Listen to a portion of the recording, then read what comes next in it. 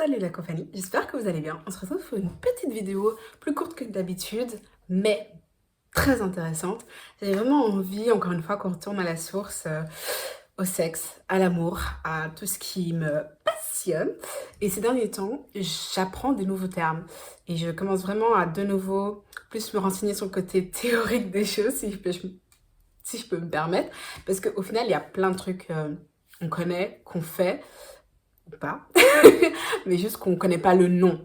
Et c'est vrai qu'en psychologie, que ce soit en sexologie ou tout se finit par J, en réalité, on met juste des noms sur des phénomènes qui se passent aujourd'hui dans le monde. Et donc, j'avais envie de, aujourd'hui, revenir avec vous sur quelques termes intéressants dans la sexualité. Ce serait intéressant que vous me disiez si jamais il y en a certains que vous connaissez ou pas. Je laisserai à chaque fois quelques secondes où vous pouvez essayer de réfléchir et de trouver le terme. Voilà, du coup c'est parti pour ces termes dont vous ne voudriez peut-être pas savoir, mais dont on va quand même parler aujourd'hui. Petit message important, c'est à la ref. Donc moi je vais parler surtout aujourd'hui de pratiques sexuelles qui sont non coercitives.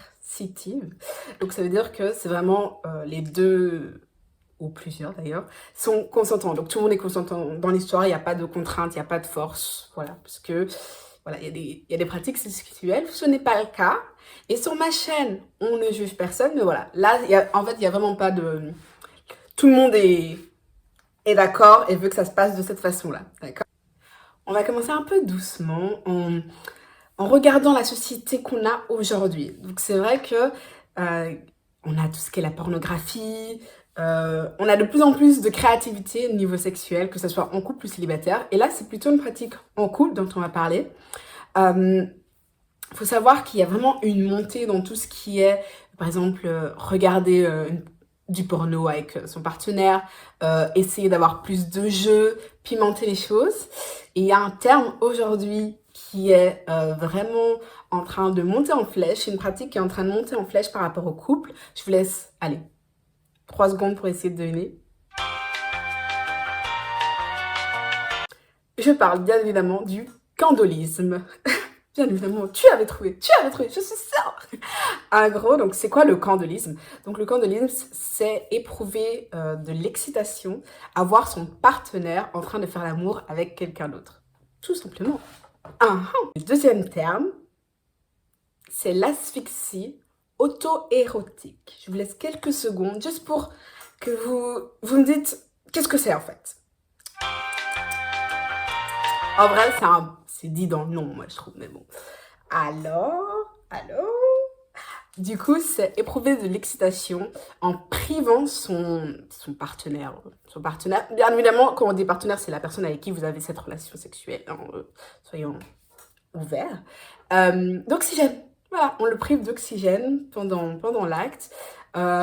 Donc, pour ce genre de pratique, il faut clairement avoir un mot d'urgence, hein, pour savoir quand il faut arrêter, parce que comme on a dit, ce sont des pratiques non coercitives, mais oui, pourquoi pas. Donc, et bien évidemment, il y a plein de manières de priver quelqu'un d'oxygène, hein, que ce soit l'étranglement, ou juste en lui mettant quelque chose dans la bouche, si vous voyez ce que je veux dire. Ouais, pourquoi pas, en vrai. Dites-moi si vous avez envie de tester un peu des trucs un peu changeants, si cette vidéo vous donne des idées. Déjà, dites-moi en commentaire si vous aimez bien ce genre de vidéos où on parle de 3 termes de sexualité qui existent. Vraiment, j'aime bien. Voilà, moi je le dis en vue.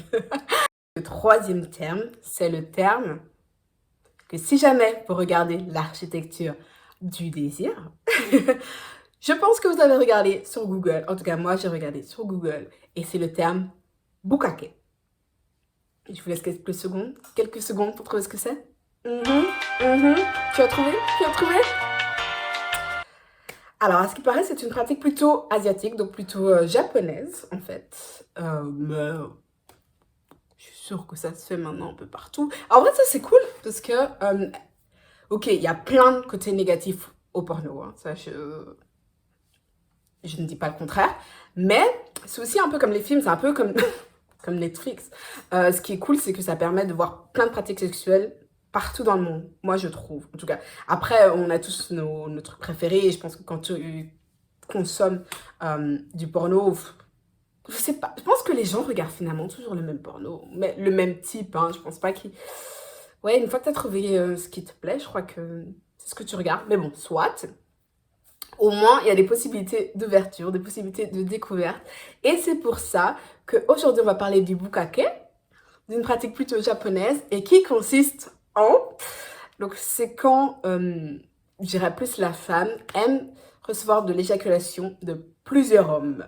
Du coup, voilà. J'aimerais bien pouvoir vous mettre une photo, vous voyez, mais je pense pas que YouTube kifferait.